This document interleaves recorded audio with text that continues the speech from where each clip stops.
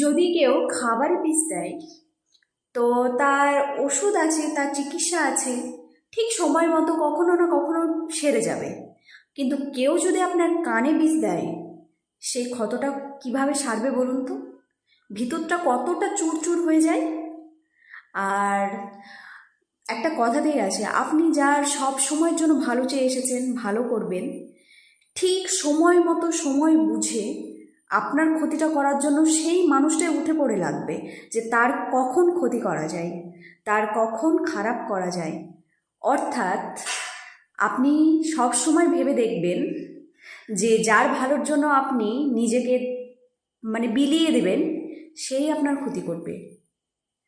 আর এই জন্য মানুষকে বিশ্বাস করতে একটু ভাববেন, কারণ যার ভেতরে কাউকে ঠকাতে ভয়, কোনো খারাপ কাজ করবে না, তাকে কেউ ঠকাবে না, সেই মানুষটাই সবার আগে ঠকে যায়। সেই জন্য একটু কেয়ারফুল থাকবে।